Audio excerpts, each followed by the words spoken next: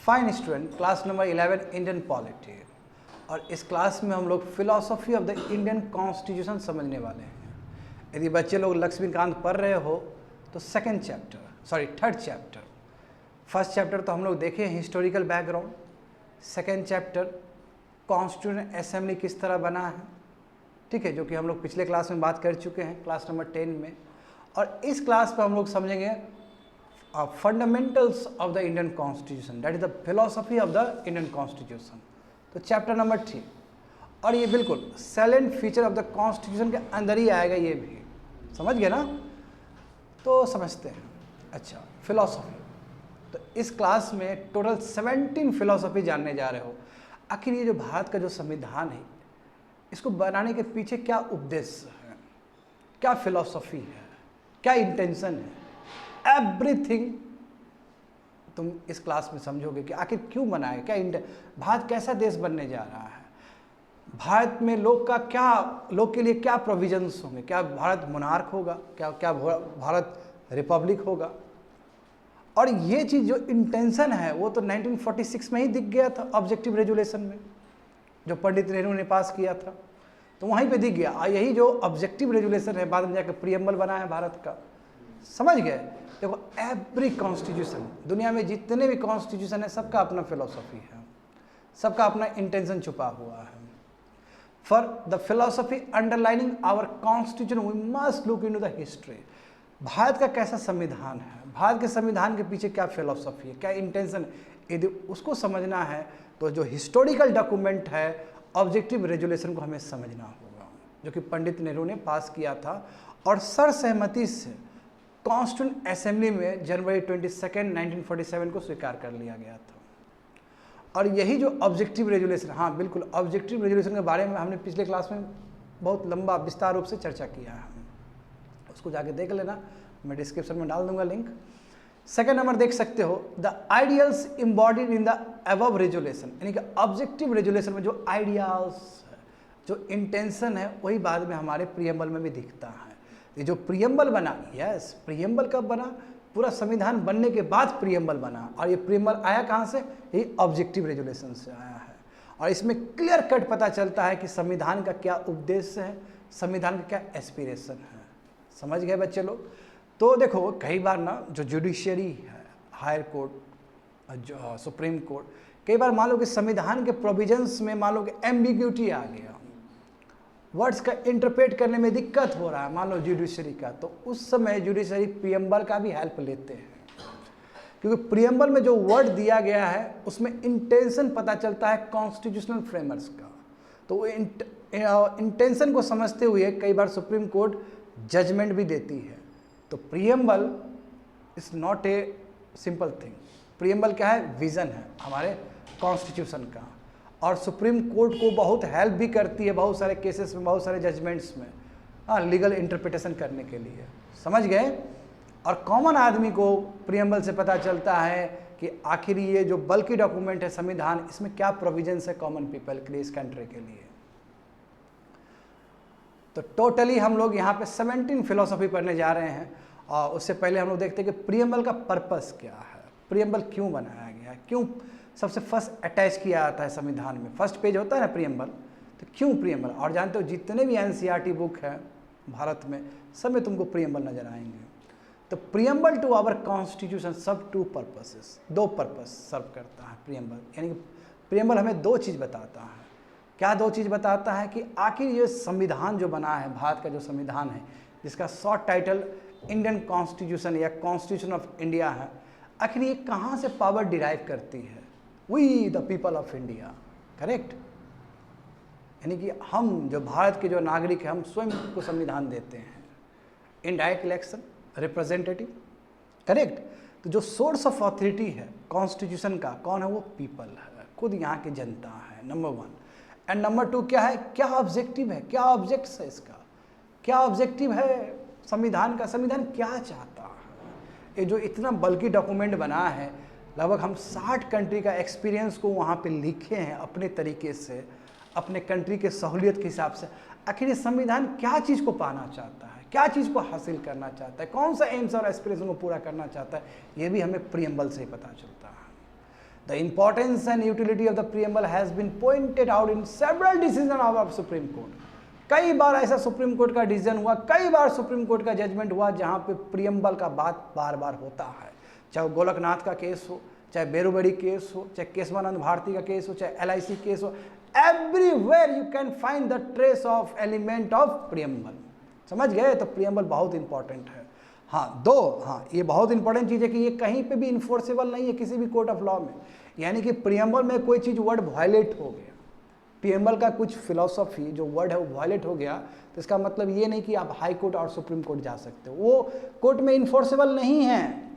मगर कोर्ट में इन्फोर्सेबल नहीं होने के बावजूद भी ये लीगल इंटरप्रिटेशन करने में बहुत हेल्प करता है। यानी कि मान लो कॉन्स्टिट्यूशनल प्रोविजन से बहुत सारा वर्ड्स होंगे ना, एक तो ऐसे ही हमारा जो संविधान है वो पूरा लॉयर पैराडाइज है, लॉयर का बनाया हुआ संविधान है, उसमें वर्ड का एम्बिग्यूटी आने का चांस तो है ही। यदि मान लो वहाँ पे कोई एम्बिग्यूटी आ गया, वहाँ पे कोई कॉम्प्लेक्सिटी आ गया वो लैंग्वेज समझने के लिए, तो उसके लिए जो सबसे पहला जो डॉक्यूमेंट नज़र आएगा that is a preamble. In fact supreme court भी कई बार प्रीएम्बल को यूज़ करके लीगल इंटरप्रिटेशन की है बहुत सारे कॉन्स्टिट्यूशनल प्रोविजन जो कि संविधान में कॉन्स्टिट्यूशन में प्रेजेंट है। तो समझे, though by itself it not enforceable in the court of law, the preamble seeks to establish and promote the objective which the constitution seeks. भले ही किसी भी कोर्ट ऑफ लॉ में इन्फोर्सेबल ना हो, मगर संविधान में जो प्रोविजंस है, संविधान जो बनाया गया जिस फिलॉसफी से, वो सभी फिलॉसफी प्रीएम्बल में दिया गया, यानी कि संविधान क्या चाहता है वो हर चीज़ तुमको प्रीएम्बल में पता चलेगा। At the same time, it also support legal interpretation of the constitution where the language is found to be ambiguous। कि जहाँ जहाँ लैंग्वेज वेग हो, जहाँ जहाँ लैंग्वेज में एम्बिग्यूटी हो, प्रॉब्लम हो, कॉम्प्लेक्सिटी हो, वहाँ जुडिशरी को भी हेल्प करता है प्रीएम्बल लीगल इंटरप्रिटेशन करने में। और सुप्रीम कोर्ट कई बार प्रीएम्बल का यूज़ कर चुकी है डिफरेंट जजमेंट्स में। तो यहाँ देखोगे बच्चे लोग, यहाँ से हम लोग शुरू करेंगे 17 philosophy of the constitution, Indian constitution. Bharat का जो संविधान है, हाँ, यानी कि जो भारत है, भारत क्या है, इंडिपेंडेंट है और सॉवरेन है। तो यहाँ बच्चे लोग हमें समझना हो कि इंडिपेंडेंट का मतलब क्या होता है, इंडिपेंडेंट का बेसिक डेफिनेशन क्या होता है, सॉवरेन का बेसिक डेफिनेशन क्या होता है, रिपब्लिक का बेसिक डेफिनेशन क्या होता है, everything you have to come across, ये समझना होगा। The constitution of India unlike the presiding government of India act, जितने भी इससे पहले जो भी एक्ट आया, चाहे इंडिया इंडिपेंडेंस एक्ट ही क्यों ना हो, चाहे कैबिनेट मिशन क्यों ना हो, गवर्नमेंट ऑफ इंडिया एक्ट 1935 क्यों ना हो, गवर्नमेंट ऑफ इंडिया एक्ट 1919 क्यों ना हो, मॉडल लिमिट रिफॉर्म्स क्यों ना हो, सभी क्या था, ब्रिटिश पार्लियामेंट का तोहफा था भारत के लिए। मैं ये जो संविधान है ये हमारा खुद का बनाया हुआ चीज़ है, we the people of India. कहाँ संविधान ने पावर डिराइव किया, people of this country, yes we are independent. अब हम ब्रिटिश का वो पहले वाला लॉ से वो नहीं है, उसमें उस चंगुल में नहीं है, ये गिफ्ट नहीं है ब्रिटिश पार्लियामेंट का, it's not a gift of the British parliament, that's why we are independent. It is ordered by the people of India through own represent, यानी कि यहाँ के लोग चुन के भेजेंगे अपने प्रतिनिधि को।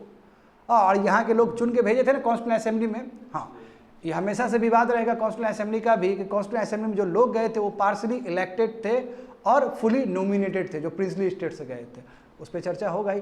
आखिर यहीं के लोग न थे, बाहर के लोग तो नहीं आए थे उसमें, कोई अंग्रेज घोड़ा तो नहीं था उसमें। The words we the people of India adopt, enact and give to ourselves the constitution declare that ultimate sovereignty lies with the people of India। यानी कि कहने का मतलब क्या है कि ये देश का जो भविष्य तय करने का जो पावर है, इस देश को आगे चलाने का जो बात होगा वो केवल यहाँ के पीपल ही कर सकते हैं, बाकी ब्रिटिश पार्लियामेंट नहीं कर सकते, बिकॉज वी आर इंडिपेंडेंट। बात समझे, we the people of India मतलब क्या है कि हम जो यहाँ के जो नागरिक हैं, हम स्वयं को क्या संविधान देते हैं। तो अल्टीमेट जो सॉवरेनिटी है, अल्टीमेट जो डिसीजन मेकिंग है वो कौन करेगा, पीपल ऑफ इंडिया करेगा। तो सॉवरेन इंडिपेंडेंट तो हो गए, इंडिपेंडेंट इसलिए हो गए क्योंकि ब्रिटिश का कोई लॉ नहीं है यहाँ पे, कॉन्स्टिट्यूशन असेंबली हमारा चुना हुआ चीज़ है, हम बनाएंगे, that's why we independent country. Sovereign इसलिए क्योंकि कोई डिसीजन इम्पोज नहीं करेगा हम पे, कोई डिसीजन हम पे इम्पोज नहीं करेगा, हम खुद अपना निर्णय खुद लेंगे। कहने का मतलब हम अपना खुद फॉरेन पॉलिसी चलाएंगे, कोई दूसरा कोई फॉरेन पॉलिसी हमारा नहीं चलाएगा, हम खुद चलाएंगे, समझे।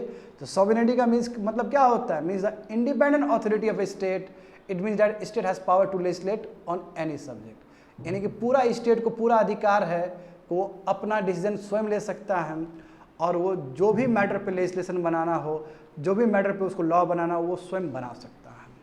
और जहाँ पे भी पावर एक्सरसाइज करना है अपने डोमेस्टिक में वो कर सकता है, कोई बाहर से कोई आके इंटरफेयर नहीं करेगा। हाँ, भारत सॉवरेन भी है, इंडिपेंडेंट भी है, eight the same time Bharat Commonwealth का मेंबर्स भी है।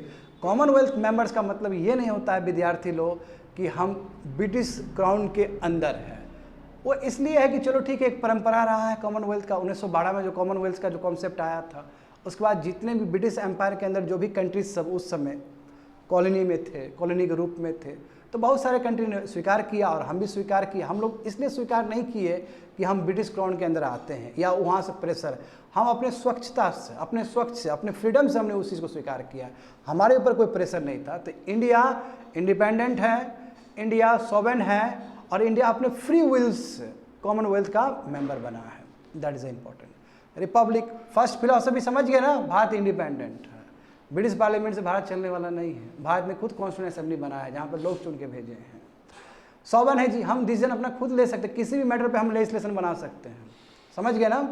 सेकंड रिपब्लिक है। रिपब्लिक का मतलब क्या होता है? रिपब्लिक का मतलब है बच्चे लोग कि ये मोनार्क का नहीं होगा। ये यहाँ पे जो भी इंपॉर्टेंट पोस्ट है भारत सरकार में, जो भी बड़े बड़े पद है, इंक्लूडिंग प्रेसिडेंट ऑफ इंडिया, कोई भी नागरिक बन सकता है। देखो द्रौपदी मुर्मू अभी बनी हुई है ना, किसी भी समाज से बन सकता है कोई भी।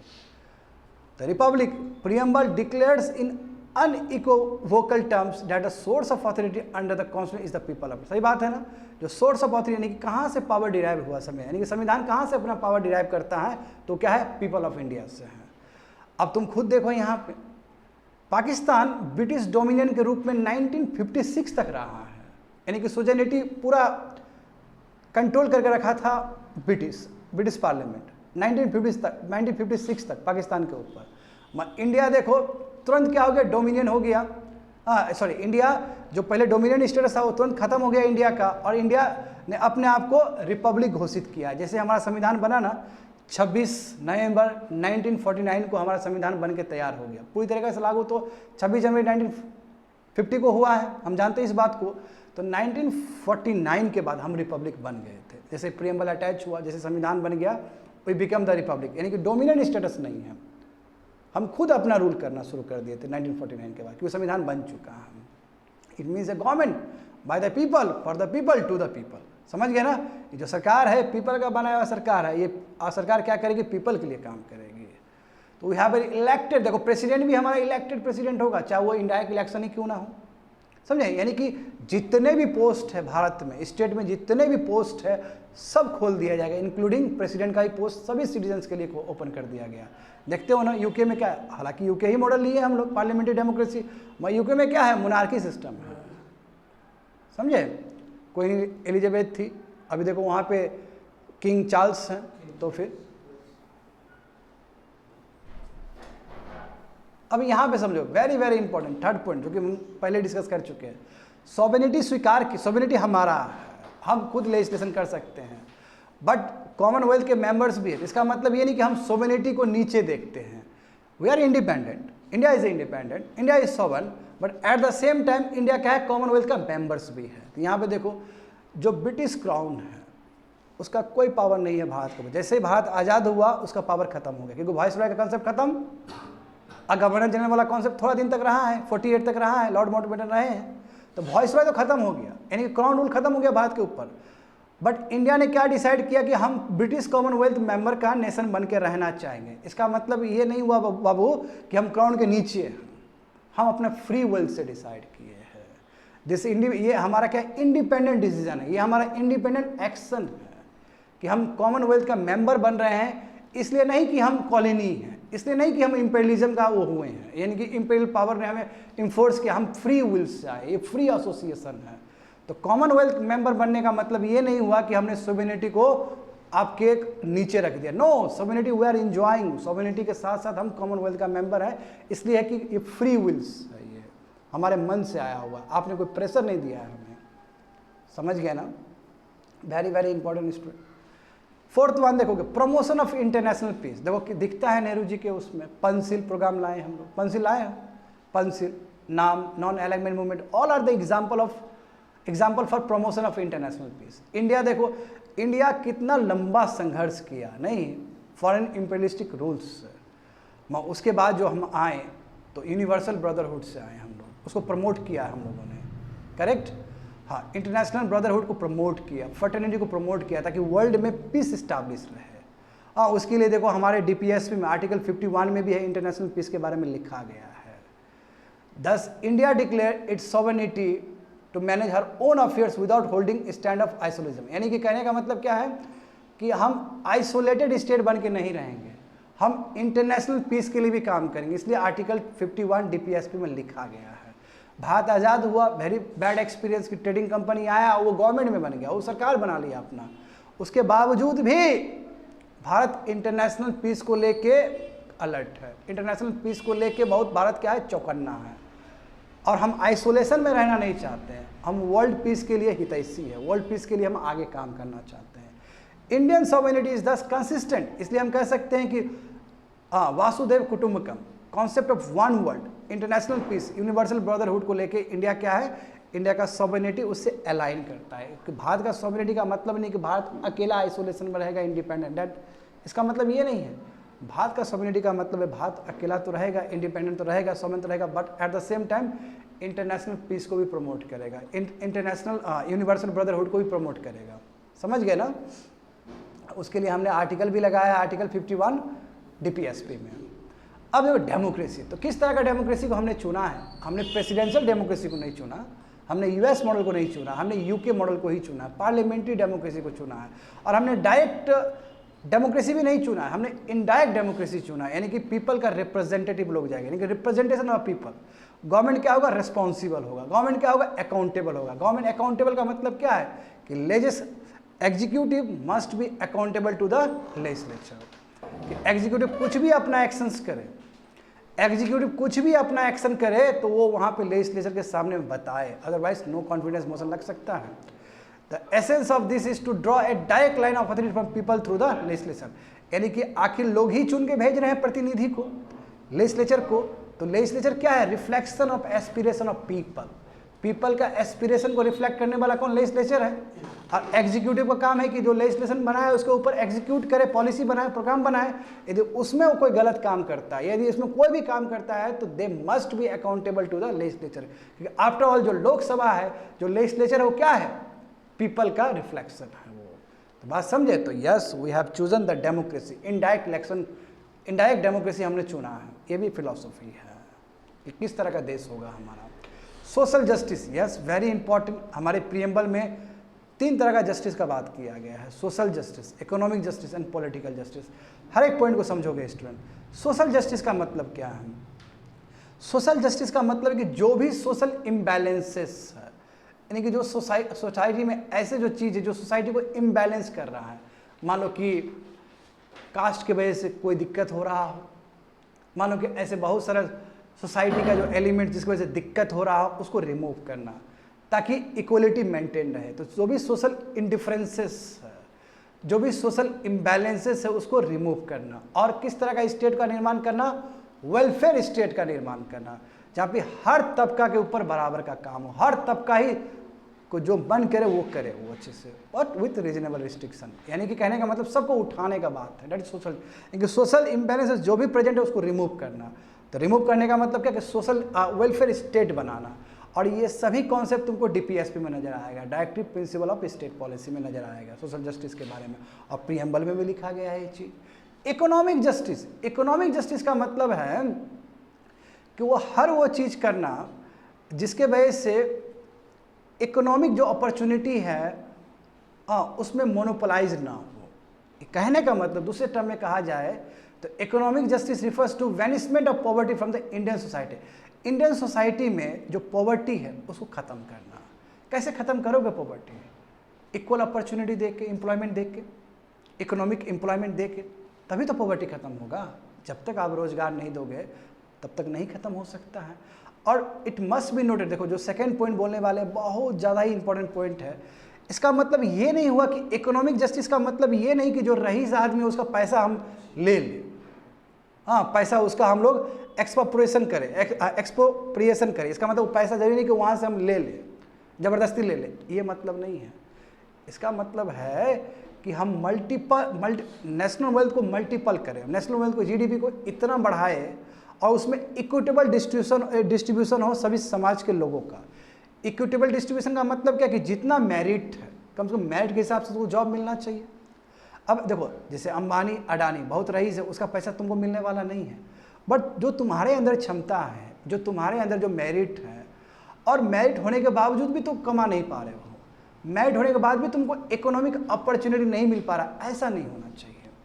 मेरिट के हिसाब से आपको इक्वल अपॉर्चुनिटी मिलना चाहिए। बात समझे?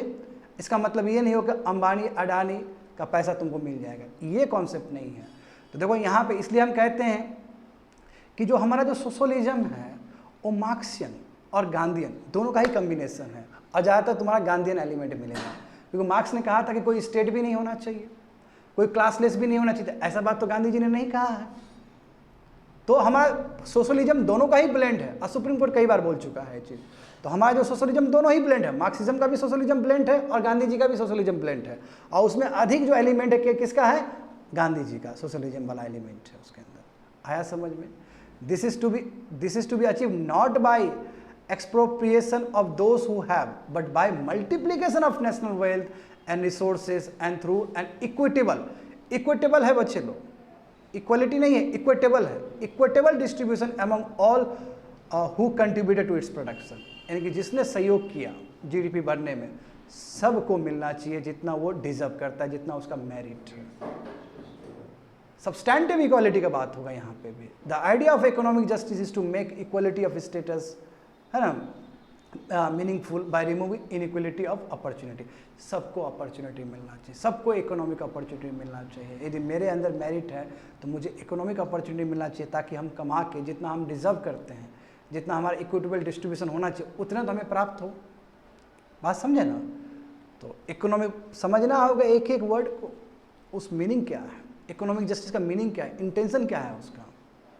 Yes, we have covered 7 philosophy and political justice, very very important, very very important. Political justice, political justice का मतलब क्या है कि absence of any arbitrary distinction between a man and man in the political sphere. यानी कि भले ही आप किसी कास्ट से आते हो, भले ही आप किसी क्लास से आते हो, अमीर हो गरीब हो, भले ही आप किसी भी डाइवर्सिटी से आते हो, उससे कोई मतलब नहीं है। एक आदमी का जो कद होगा पॉलिटिकल स्फीयर में, उतना ही दूसरा आदमी का भी होगा। कहने का मतलब एक आदमी का जो वोटिंग राइट होगा उसका भी वही पावर होगा जितना दूसरे आदमी का होगा, despite of any differences. Ambani भी एक वोट देता है और जो गरीब आदमी वो भी एक वोट देता है, दोनों बराबर हो गया ना पॉलिटिकल स्फीयर में। बिल्कुल यही, that is called political justice. तो पॉलिटिकल जस्टिस प्राप्त करने के लिए, इंश्योर करने के लिए जरूरी है कि क्वालिफिकेशन नहीं है, जरूरी नहीं कि पहले क्या था गवर्नमेंट ऑफ इंडिया 1935 में पेट 10%, तो उसमें पैरामीटर था ना, ये सब पैरामीटर रिमूव कर दिया। By default every citizen of this country उसको पार्टिसिपेट करने का अधिकार है on the basis of universal adult suffrage, franchise. देखो एक आदमी के पास एक वोट का अधिकार, चाहे वो करोड़पति हो, है ना, या उसके पास पैसा ना हो, चाहे वो कोई भी कास्ट से हो, चाहे कोई भी क्लास से हो, या कोई भी डाइवर्सिटी से हो, उसे कोई फर्क नहीं पड़ता। और इस चीज़ को इंश्योर करने के लिए इलेक्शन कमीशन ऑफ इंडिया काम करती है ना, इलेक्शन कमीशन ऑफ इंडिया, और बार बार कहती है इलेक्शन कमीशन ऑफ इंडिया कि सब लोग आइए वोट दीजिए। ये नहीं कहती खाली अमीर आइए वोट दीजिए, ये नहीं कहती कि फलना कास्ट का आदमी आइए वोट दीजिए, ऐसा तो नहीं कहती है कभी भी इलेक्शन कमीशन।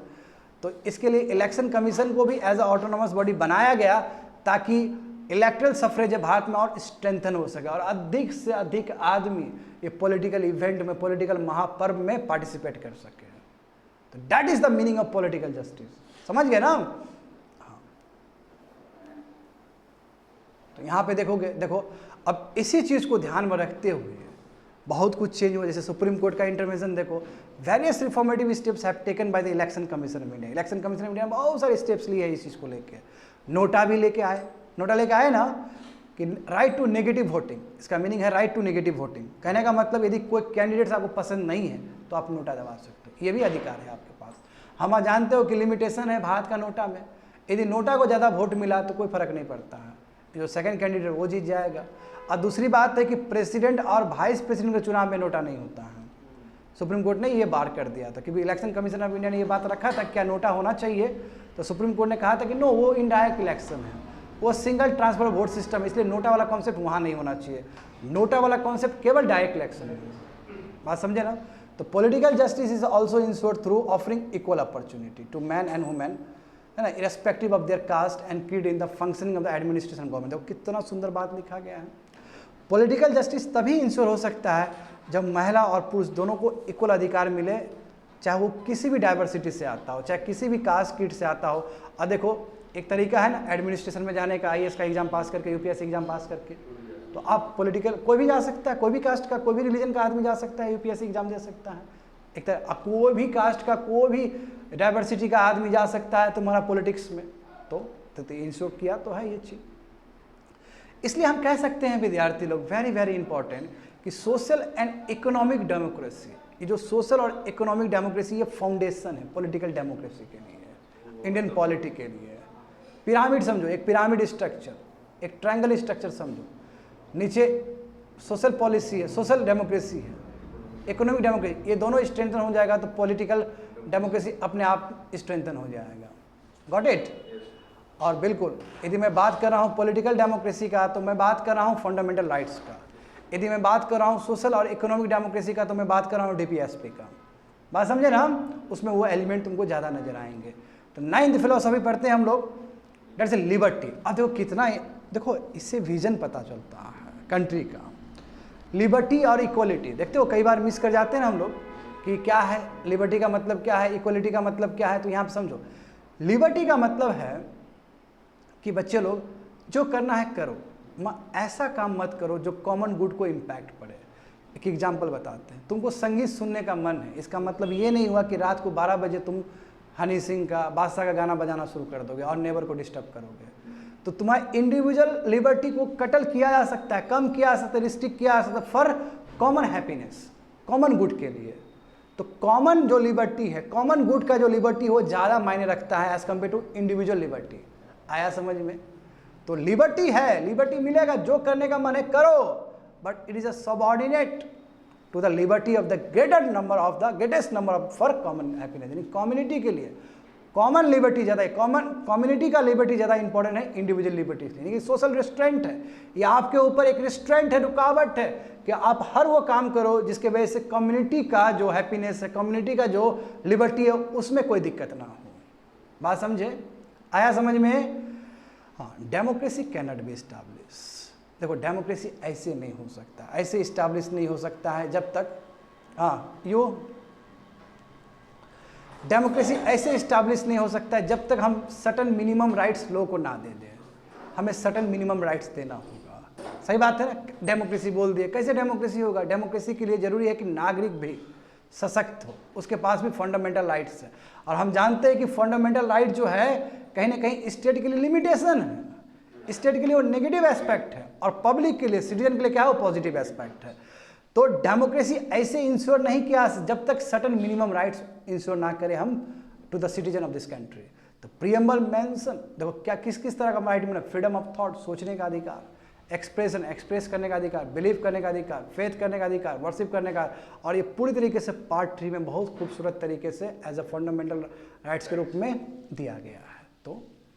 तो लिबर्टी देखो सब चीज़ तुमको वहाँ पे मिल जाएगा, लिबर्टी तुमको मिलेगा प्रीएम्बल में भी। एट द सेम टाइम देखोगे जाके right to equality, right to freedom, everything you can find in the part 3 of the constitution, that is a fundamental rights. तो लिबर्टी समझ गए ना?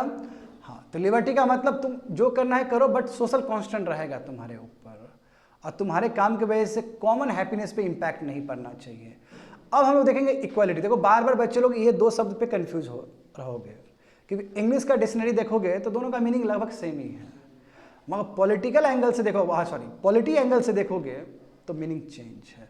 तो इक्वालिटी का मतलब क्या होता है यहाँ पे समझो।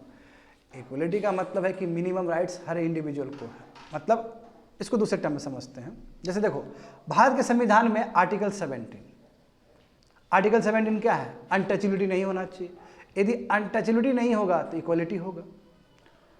आर्टिकल 18 में देखोगे इसी तरह है, आर्टिकल है ना, टाइटल एबोलिशन का बात, उसमें वेरी गुड, टाइटल एबोलिशन का बात है। तो ऑल रिफ्लेक्ट्स द इक्वालिटी। तो देखो यहाँ पे लिखा गया है, guaranteeing of minimum rights to each individual would be meaningless unless all inequalities vanish from the social structure and each individual is assured of equality of status and opportunity. कितना अच्छा बात कहा गया है। खाली मिनिमम राइट्स देने से नहीं होता है, उसमें कुछ मीनिंग नहीं है, उसका कोई पॉजिटिव रिजल्ट नहीं मिलने वाला है। जब तक सोशल जो स्ट्रक्चर है उसमें यदि इनइक्वलिटी प्रेजेंट है तब तक कुछ नहीं होने वाला है उस राइट्स का भी, जो आप इंडिविजुअल्स को दे रहे हो। तो ज़रूरी है कि सोशल स्ट्रक्चर को भी चेंज करना, ताकि जो लोग को इक्वलिटी मिले वो इंजॉय कर सके, उसको एक्सरसाइज कर सके। तो किस तरह का इक्वलिटी? Equality of status. इसलिए हम टाइटल रिमूव कर दिए, सब टाइटल खत्म कर दिए ना। पहले राजा, राज बहादुर, राय बहादुर, महाराजा, इस तरह का टाइटल होता था, सब टाइटल खत्म कर दिए। ये टाइटल इसलिए हमने खत्म किया कि कोई सोसाइटी में कोई इस तरह का स्ट्रक्चर ना हो जिसकी वजह से एक वर्ग को ज़्यादा प्रेफरेंस मिले। देखो कितना अलग है लिबर्टी से ये। तो यानी कि इक्वलिटी ऑफ स्टेटस, सबको बराबर का अधिकार और सबको बराबर का opportunity, that is called equality. देखो ये achieve article 14, article 15, article 16 and so on, sub article तुम्हारा इससे रिलेटेड है। आर्टिकल 16 जान ही रहे हो बच्चे लोग। आर्टिकल 16 का मतलब क्या होता है? क्या है आर्टिकल 16? राइट टू एम्प्लॉयमेंट, सभी को एम्प्लॉयमेंट देने का अधिकार। हाँ, उसमें पॉजिटिव डिस्क्रिमिनेशन होगा, अफर्मेटिव एक्शन होगा, वो रिजर्वेशन का बात है। आर्टिकल 15 जानते हो। आर्टिकल 15 क्या है बच्चों लोग? हाँ, आर्टिकल 14 क्या है? आर्टिकल फिर no discrimination on the base of RRSCP, है ना। और आर्टिकल 14 क्या है तुम्हारा? हाँ, इक्वलिटी बिफोर द लॉ, सब इक्वल रहे। हाँ, equality before the law and due process of law, समझ गए ना। तो कॉन्स्टिट्यूशन ने हमें दो तरह का इक्वलिटी दिया है, political equality as well as civic equality. तो सिविक इक्वलिटी क्या है? सिविक इक्वलिटी में वही जो बोल रहे थे, आर्टिकल 17, आर्टिकल 18। तो अनटचेबिलिटी इज कंटिन्यू। देखो एब्सोल्यूट फंडामेंटल राइट है बच्चे लोग, यहाँ पे कोई रीजनेबल रिस्ट्रिक्शन नहीं है, यानी कि अनटचेबिलिटी नहीं होना चाहिए इस कंट्री में, है ना। सभी बराबर है लॉ के सामने में, सबको इक्वल अपॉर्चुनिटी मिलना चाहिए। Article 16, article 15, article 14 and article 15, no discrimination on the basis of religion, caste, race, sex and birth of place. तो ये सिविक इक्वलिटी यानी कि सब लोग को मिलना चाहिए, ताकि सोसाइटी में जो सोशल स्ट्रक्चर में जो गलत चीज़ प्रेजेंट है वो रिमूव हो सके। एंड पॉलिटिकल इक्वलिटी, जो पॉलिटिकल इक्वलिटी है तुम्हारा, वो आर्टिकल 326 के अंदर दिया गया, यूनिवर्सल एडल्ट फ्रेंचाइज, इसको कहोगे कॉन्स्टिट्यूशनल राइट है ये हमारा, कि सभी चाहे किसी भी कास्ट से आते हो, किसी संप्रदाय से आते हो, कहीं से भी आते हो, यदि 18 साल से ऊपर हो गया है तो you have right to vote, unless तुम्हारा सिटीजनशिप स्ट्रिप ना हुआ हो, क्योंकि तुम्हारा सिटीजनशिप जा भी सकता है यदि गलत ऐसा एक्टिविटी में इन्वॉल्व रहोगे तो। अदरवाइज जो सिटीजन है सबको अधिकार है, 1 man 1 vote, 1 human 1 citizen 1 vote. यहाँ पे देखो 11 फ्रेटर्निटी, वेरी वेरी इंपॉर्टेंट। अच्छा, फ्रेटर्निटी का मतलब हम लोग समझते हैं कि universal brotherhood, correct, universal brotherhood. मैं ये यूनिवर्सल ब्रदरहुड ऐसे तो नहीं आने वाला है, यानी कि सब हम लोग एक ही परिवार का हिस्सा है, पूरा दुनिया भी क्या है, एक परिवार का हिस्सा है। That is a fraternity, that is a universal brotherhood. This will be achieve not only by able, यानी केवल अनटचेबिलिटी खत्म करने से नहीं होगा student. Eight the same time जितने भी कम्युनल फीलिंग्स, जितने भी प्रोविंशियल एंटी सोशल एलिमेंट्स, जितने भी सेक्शनल जो फीलिंग्स है कि हम इस राज्य के हैं तो यही महान है, हम इस जगह के हैं तो यही महान है, जो भी बीच में बाधा है एक कंट्री को बनने के लिए, वो सभी वाला जो फीलिंग्स है उसको ख़त्म करेंगे तभी यूनिवर्सल ब्रदरहुड का बात आएगा। तो यूनिवर्सल ब्रदरहुड के लिए ज़रूरी है unity of India. Unity of India के बीच में जो भी डिफरेंसेस क्रिएट हो रहा है, जो भी चैलेंजेस आ रहा है, जैसे कम्युनल फीलिंग्स आता है ना, हिंदू मुस्लिम वाला कम्युनल फीलिंग्स, उसको रिमूव करना है। इसी जगह से, इसी प्रांत से आते हैं, रीजनलिज्म वाला कॉन्सेप्ट आता है तो उसको ख़त्म करना। एंटी सोशल फीलिंग सब आता है कि नो सोसाइटी को लेके, जानते हो बहुत सारा होता है, जैसे कास्ट को लेके कई बार होता है, इस सभी चीज़ को ख़त्म करना, तभी हम लोग यूनिवर्सल ब्रदरहुड, तभी हम लोग फ्रेटर्निटी को अचीव कर पाएंगे। And yes, very very important concept, that is unity and integrity of the nation, अखंडता और संपूर्णता इस देश के, बहुत इंपॉर्टेंट है। ये जो इंटीग्रिटी जो वर्ड है बच्चे लोग, जो शुरू का जो प्रीएम्बल था और जो अभी का जो प्रीएम्बल है, दोनों में अंतर है। जो 42nd अमेंडमेंट हुआ था, जो इंदिरा गांधी ने किया था, कॉन्स्टिट्यूशनल अमेंडमेंट, जानते हो बच्चे लोग, पढ़ चुके हो पीआईडी में भी, मॉडर्न, हाँ पीआईडी में ही पढ़ चुके हो, और पॉलिटी में तो ये मेन कोर विषय है कि 42nd जो अमेंडमेंट हुआ था उसके फलस्वरूप क्या हुआ कि 3 वर्ड अटैच किए गए प्रीएम्बल में। वो कौन सा वर्ड है? सोशलिस्ट, सेकुलर और इंटीग्रिटी। तो इसलिए यहाँ पे लिखा गया कि इंटीग्रिटी जो शब्द है प्रीएम्बल में वो 42nd कॉन्स्टिट्यूशन अमेंडमेंट एक्ट करके लाया गया है। तो आप किसी भी संप्रदाय से हो सकते हो, डिस्पाइट हैविंग अ डाइवर्सिटी। हाँ, रिलीजन के नाम पे डाइवर्सिटी हो सकता है, रेस, कल्चर, कास्ट के नाम पे हो सकता है, हेटेरोजेनियस पॉपुलेशन को एग्जिस्ट कर सकते हैं एक देश में, हाँ, with the sense of brotherhood, with the spirit of brotherhood, and this unity in diversity is what made the experiment of Indian democracy successful. तो यूनिटी इन डाइवर्सिटी, जो कि जानते हो वर्ड कोइन किया था पंडित नेहरू ने, ये आज इसी का रिजल्ट है कि 75 साल हो गया आज़ादी के बाद फिर भी इंडियन डेमोक्रेसी सर्वाइव किया है, जबकि यहाँ पे कितने ज़्यादा हेटेरोजेनियस पॉपुलेशन रहते हैं। हाँ, कास्ट में डिफरेंसेस है, क्रीड में डिफरेंसेस है, रिलीजन में डिफरेंसेस है एंड सो ऑन, उसके बावजूद भी एक भारत श्रेष्ठ भारत के रूप में हम लोग चल रहे हैं। आगे देखोगे 39 डिग्निटी ऑफ इंडिविजुअल, देखो कितना सुंदर बात लिखा गया है। देखो फ्रेटर्निटी अच्छी बात है, यूनिवर्सल ब्रदरहुड अच्छी बात है, मगर फ्रेटर्निटी तब तक अचीव नहीं होगा जब तक हर एक जो मेंबर है सोसाइटी का उसको डिग्निटी ना मिले। जब तक सम्मान नहीं मिलेगा किसी को, तब तक वो फ्रेटर्निटी की तरफ कैसे अट्रैक्ट होगा, कैसे वो फ्रेटर्निटी की तरफ जाएगा। तो फ्रेटर्निटी को अचीव करना है तो उसके लिए हर एक मेंबर को डिग्निटी देना जरूरी है। तो प्रीएम्बल में ये बात रखा गया है जी, प्रीएम्बल का ये कोर वर्ड है, preamble assure the dignity of the individual. हर इंसान का अपना क्या सम्मान है, जितने भी नागरिक रह रहे हैं इस देश में सबका सम्मान है। और कैसे इंश्योर किया गया संविधान में, बाय गिविंग फंडामेंटल राइट्स, सभी को फंडामेंटल। और ये फंडामेंटल राइट्स सरकार के लिए क्या है, एक लिमिट है, लक्ष्मण रेखा है, सरकार इसको पार नहीं कर सकती। यदि सरकार, चाहे वो लेजिस्लेचर हो चाहे ये तुम्हारा एग्जीक्यूटिव हो, यदि ये लक्ष्मण रेखा पार कर रही है तो फिर कोर्ट संज्ञान लेगा, क्योंकि ये क्या है, तुम्हारा कोर्ट में जस्टिसिएबल है। अनलाइक प्रीएम्बल, प्रीएम्बल में यदि कोई भी वायलेशन हो गया तो आप कोर्ट में दौड़ के नहीं जा सकते हो। वो फंडामेंटल राइट्स में कोई भी आपका वायलेशन हो गया तो आप कोर्ट में जा सकते हो, इनफैक्ट आप डायरेक्ट सुप्रीम कोर्ट में भी जा सकते हो। That is the beautiful thing about the dignity of individual by providing fundamental rights to the citizen of this country. And देखो 14 देखो फंडामेंटल ड्यूटीज, ये शुरुआत के संविधान में नहीं था बच्चे लोग, ये बाद में डाला गया सोरेन सिंह कमेटी रिकमेंडेशन के द्वारा। सोरेन सिंह कमेटी जो बैठा उसके रिकमेंडेशन के द्वारा ये फंडामेंटल ड्यूटी डाला गया इंदिरा गांधी के टाइम में। वी हैव सीन बहुत सारा रिकमेंडेशन आया था, सभी को नहीं डाला गया क्योंकि उसमें राइट टू वोट भी था तो उसको नहीं डाला गया। बहुत सारा ऐसा चीज़ है जो कि आने वाले समय में पढ़ोगे। तो देखो हमारे पास फंडामेंटल राइट्स भी है, हाँ, अंडर पार्ट 3 हमारे पास DPSP भी है, पार्ट 4, और एट द सेम टाइम हमारे पास पार्ट 4A भी है।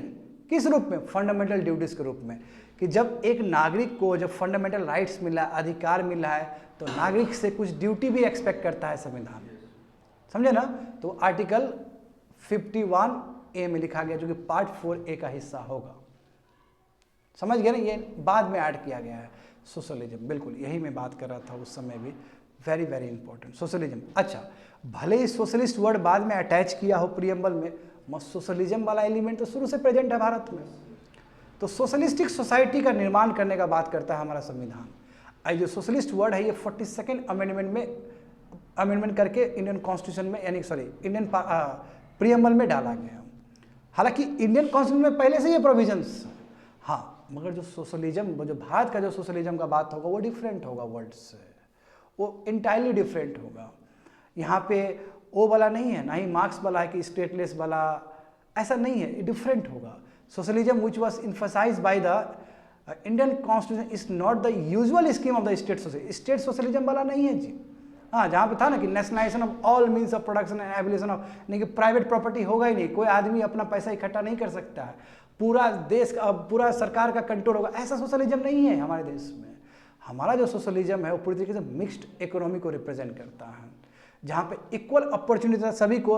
अंबानी का पैसा तुमको नहीं दिया जाएगा, अडानी का पैसा हमको नहीं दिया जाएगा, बट जो मेरा मेरिट है उसके हिसाब से मुझे अपॉर्चुनिटी जरूर दिया जाए ताकि हम जितना कमा सकते हैं हम कमा सकें। That is the socialism.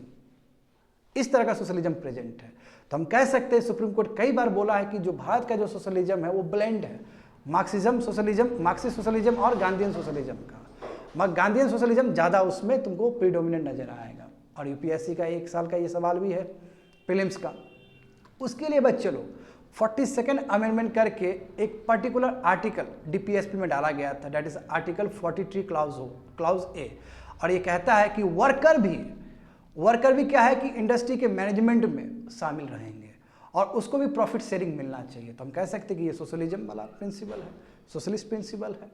तो यानी कि कहीं ना कहीं जो कैपिटलिज्म जो चल रहा था, पूंजीपति वाला जो कॉन्सेप्ट चला था, वहाँ से हम कलेक्टिविज्म की तरफ यानी कि सोशलिज्म की तरफ मूव करने का बात है। और ये हमारे डीपीएसपी में क्लियरली मेंशन किया गया है।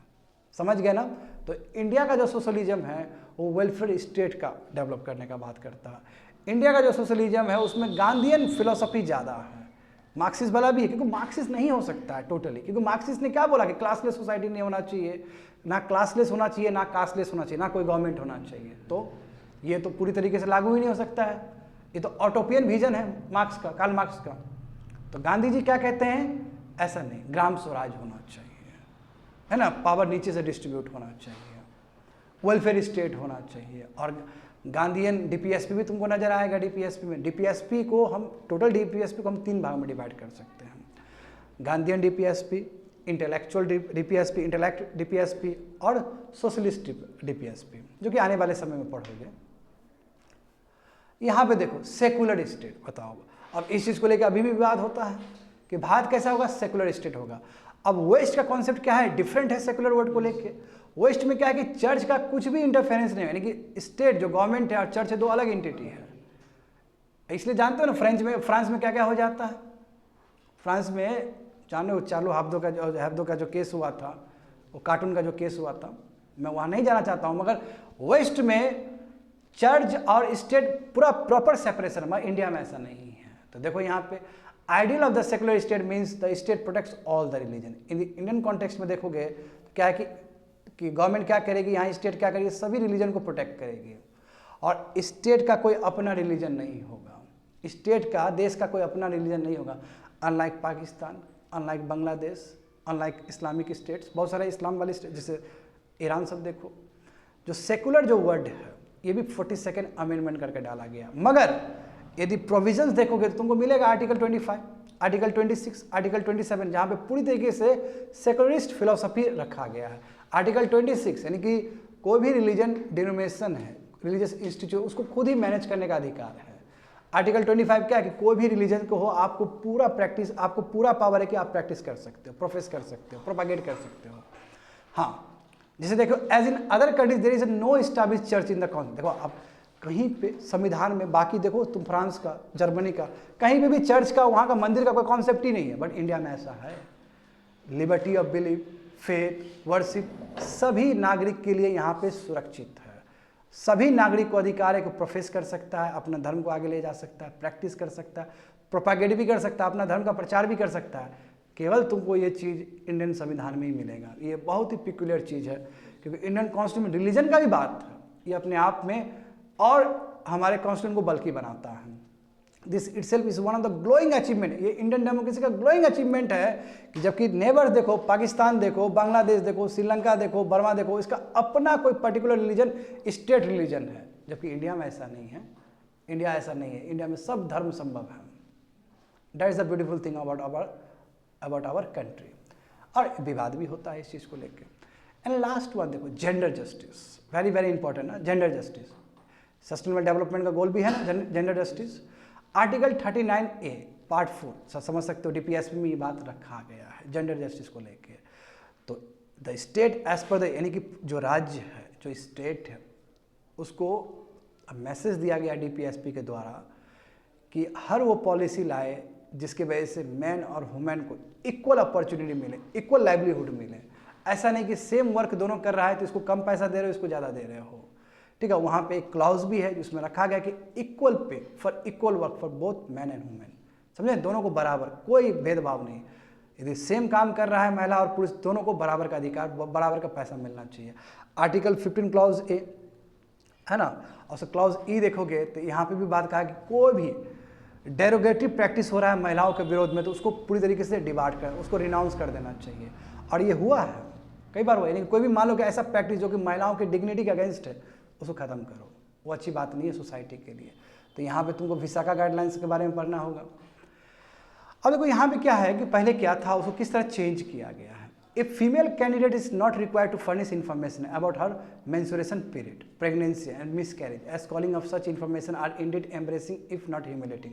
कहने का मतलब है कि एक फीमेल कैंडिडेट को मजबूर नहीं, मान लो कोई जॉब कर रही है फीमेल कैंडिडेट, तो उसको मजबूर नहीं किया जाएगा ये बुलवाने के लिए, इन्फॉर्मेशन देने के लिए क्या मेंस्ट्रुएशन, कब उनका मेंस्ट्रुएशन पीरियड स्टार्ट है, कब खत्म है, ये आप ज़बरदस्ती नहीं बुलवा सकते हो महिलाओं से, समझे ना, वो उसका अपना पर्सनल मैटर है। प्रेगनेंसी के बारे में, मिसकैरेज हुआ, ये सब नहीं बुलवा सकते हो, समझे ना।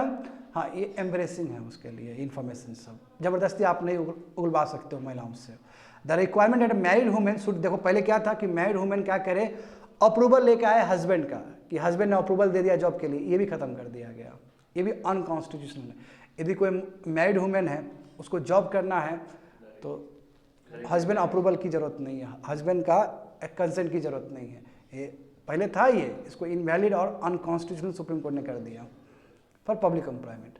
अब यहाँ पे देखो बच्चे लोग, विशाखा का याद करो, विशाखा गाइडलाइंस कितना इंपॉर्टेंट है ना। Vishakha and others versus state of Rajasthan, इसमें देखो सुप्रीम कोर्ट ने बहुत ही निर्णायक डिसीजन लिया था, गाइडलाइंस बन गया था, इसी को बोलते हैं विशाखा गाइडलाइंस। इसमें कहा था कि देखो, convention on the elimination of all forms of discrimination against women and the frame certain guidelines with regard to the sexual harassment at work place, यानी कि वर्क प्लेस पे जो भी सेक्सुअल हरासमेंट हो रहा है, मोलेस्टेशन सब हो रहा है, सभी तरह का ये जो गलत चीज़ है जो हो रहा है वर्क प्लेस पे ख़त्म किया जाए, उसी के लिए विशाखा गाइडलाइंस। और अभी भी विशाखा गाइडलाइंस बहुत इंपॉर्टेंट चीज़ है, जो कॉर्पोरेट हाउस है सब विशाखा गाइडलाइंस को फॉलो करते हैं। इसलिए हम कह सकते हैं, चाहे कॉन्स्टिट्यूशन हो, चाहे सुप्रीम कोर्ट हो, has recognise in equal measure the right of equality and human right to live with dignity for both man and women equally. इसलिए चाहे संविधान हो, चाहे हमारा अपेक्स कोर्ट हो, चाहे हमारा सुप्रीम कोर्ट हो, सभी ने बहुत अच्छा काम किया है ताकि ये इंश्योर रहे कि सोसाइटी में इक्वलिटी रहे, चाहे मैन के लिए हो चाहे वो वुमेन के लिए हो, और डिग्निटी मेंटेन रहे। यहाँ पे देखो कंक्लूजन देखो इस मॉडल का, combining the ideals of political, social and economic democracy with that of equality and fraternity, the preamble 6, यानी कि जो भी अभी तक बताए हैं, जस्टिस, कैसा justice, political, economic, social justice, हाँ कैसा डेमोक्रेसी, तो political democracy, social democracy, economic democracy, जब इक्वलिटी फ्रेटर्निटी के साथ मैच करेगा तो यस, वही विजन था महात्मा गांधी जी का, the India of my dreams. इस तरह का भारत बनना चाहिए, एंड इंडिया जहाँ पे पोरेस्ट को भी अधिकार हो, उसको ना लगे कि हम अछूता हैं, उसको भी लगे कि हमारा वॉइस को सुना जा रहा है। There can be no room in such a India for the curse of untouchability, यानी कि कोई भी अनटचेबिलिटी वाला एलिमेंट ना रहे, कोई भी लोग गलत ड्रग्स ना खाए, गलत ड्रिंक्स ना ले, तो इस तरह का वो कंट्री का विजन करते थे। चलो ठीक है, अनटचेबिलिटी तो मोर और लेस खत्म हो गया इस कंट्री में, अभी भी ये प्रॉब्लम है ड्रग्स और ड्रिंक्स का। हाँ, महिलाओं को भी बराबर का अधिकार मिले जो कि पुरुष एंजॉय करते हैं। तो ये गांधी जी का एक अपना विजन था कि इंडिया ऐसा बने। इसलिए हम कह सकते हैं कि preamble of our constitution forms the philosophy of the constitution and it has withstand the test of time and has remain to one of the successful constitution in the world. तो ये जो हमारा जो प्रीएम्बल है, ये भारत का संविधान का फिलॉसफी को रिप्रेजेंट करता है कि आखिर संविधान में इंटेंट क्या है। और हमारा संविधान 75 साल से चल रहा है, तो इसका मतलब है जितने भी ऑड सिचुएशन आए हैं, जितने भी एक्स्ट्रा ऑर्डिनरी सिचुएशन आया, सबको हमने बहुत अच्छे से झेला है, तभी तो हम लोग अभी तक उस संविधान को लेकर चल रहे हैं। और हमारा संविधान लिविंग डॉक्यूमेंट भी है, तो कहीं ना कहीं लिविंग डॉक्यूमेंट की वजह से ही हमारा संविधान क्या है, बेटर तरीके से आगे बढ़ रहा है। समझ गए ना? That's it, completed.